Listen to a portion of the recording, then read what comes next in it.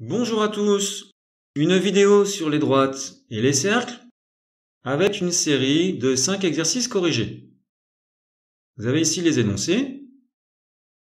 Alors comme d'habitude, je vous conseille de mettre la vidéo sur pause et d'essayer de faire ces exercices tout seul avant de regarder la correction. C'est le meilleur moyen de bien vous entraîner et de bien vous préparer à un devoir. Allons-y pour la correction. Un petit rappel, dans la description de la vidéo, vous avez des liens pour accéder directement à la correction d'un exercice en particulier. Premier exercice. Donner une équation cartésienne du cercle de centre A et de rayon 4. Alors on applique la formule du cours. XA, YA sont donc les coordonnées du centre. On les remplace, le rayon on remplace par sa valeur 4. Voilà. Et si on développe et qu'on arrange tout ça, voilà ce que l'on obtient. Deuxième exercice. On considère les équations suivantes. Première question, montrer que ces équations sont celles de deux cercles. Et ensuite donner le centre et le rayon du cercle.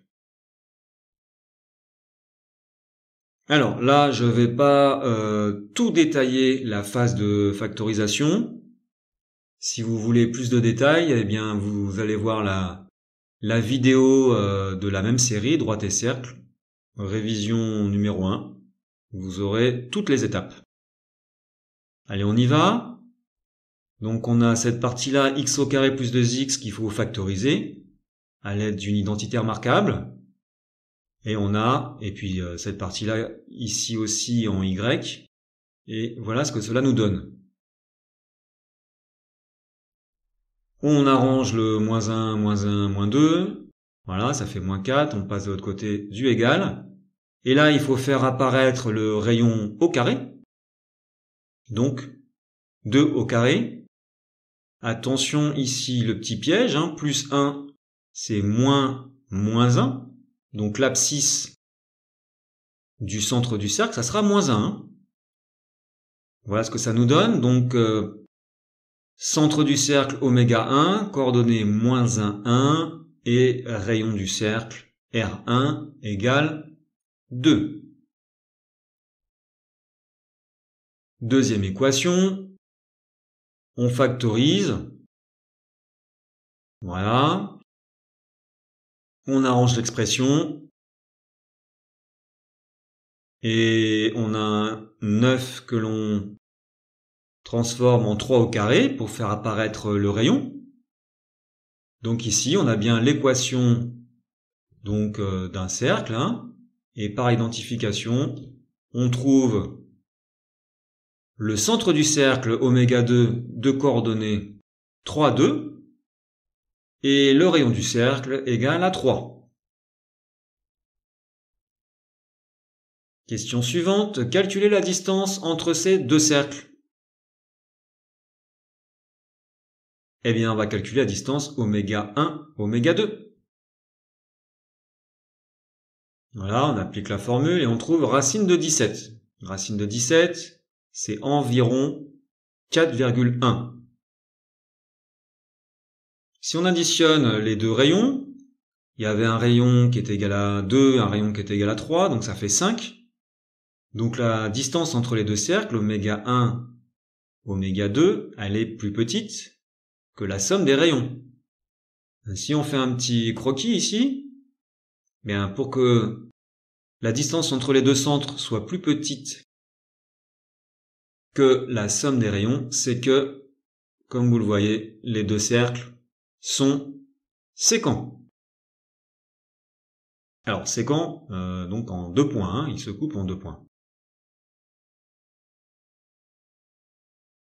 Exercice 3. Donner un vecteur n orthogonal au vecteur u. Alors si u c'est 5 moins 2, on peut prendre un vecteur normal 2, 5. Effectivement, ces deux vecteurs sont orthogonaux. Si on fait 5 fois 2, x, x', hein, d'après la formule du cours, et y, y', voilà, moins 2 fois 5, ça fait 0. Petit 2, déterminer une équation cartésienne de la droite passant par D et de vecteurs normal n. Alors n, on a vu que ses coordonnées sont 2, 5. Il est normal à la droite D, donc on va pouvoir utiliser ces coordonnées, petit a, petit b, dans l'équation cartésienne de la droite. On remplace a par 2, b par 5. Il nous reste à calculer petit c. Alors, cette droite passe par le point D, donc les coordonnées du point D vérifient l'équation. On va pouvoir remplacer x et y par moins 3 et moins 7. Voilà, ce qui nous donne une équation en C, et on trouve C égale 41. D'où l'équation de la droite, 2x plus 5y plus 41 égale 0. Exercice 4. Donner un vecteur directeur de la droite D. Alors son équation est sous la forme d'une équation cartésienne. Donc on va utiliser ce que l'on connaît, c'est-à-dire qu'un vecteur U a pour coordonnée moins BA. Ça nous donne donc 3, 1. Donner un vecteur normal à la droite D. Bien, on prend AB. Voilà, et bien sûr, on vérifie. On a bien les vecteurs orthogonaux. Ça, c'était pas forcément nécessaire puisque en appliquant la formule directe du cours, coordonnées d'un vecteur normal, petit a, petit b de l'équation cartésienne. Donc 1, moins 3. Petit 3, déterminer une équation cartésienne de la droite perpendiculaire à D passant par l'origine. Alors, attention là, on veut une perpendiculaire à une droite que l'on connaît. Cette droite, elle a un vecteur directeur, U. U, vecteur directeur, de petit d. Donc si U est vecteur directeur de petit d, alors U sera un vecteur normal à la perpendiculaire à petit d. Donc on va utiliser les coordonnées de U, 3 et 1, comme un vecteur normal. A, B. On remplace donc les valeurs de A et B dans l'équation cartésienne, comme ceci. Il nous reste, comme d'habitude, à trouver petit c. Pour ça, il nous faut un point, et on sait que cette perpendiculaire passe par l'origine. Et l'origine, eh bien, c'est le point O de coordonnées 0, 0. Donc on peut remplacer x et y par 0 et 0. Eh bien, on trouve c égale 0, d'où l'équation 3x plus y égale 0. Exercice 5. Donner l'équation réduite de la droite D' passant par le point C et parallèle à la droite D d'équation 2x moins y plus 2 égale 0. Alors, si la droite que l'on cherche est parallèle à la droite D, eh bien c'est qu'elle a un même vecteur directeur. Donc cherchons un vecteur directeur à D. Eh bien, c'est moins BA, donc 1, 2. Donc 1, 2, c'est un vecteur directeur aussi à la droite D' que l'on cherche. Voilà, moins BA, eh bien on remplace A et B par leurs valeurs.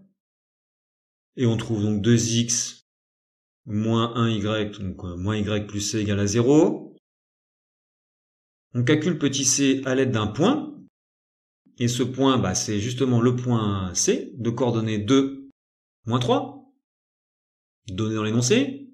On remplace x et y par les coordonnées de C, donc par 2 et moins 3, et on trouve c égale moins 7, ce qui nous donne comme équation 2x moins y moins 7 égale à 0. Voilà pour cette vidéo. Merci et bon courage à tous pour vos révisions et à bientôt.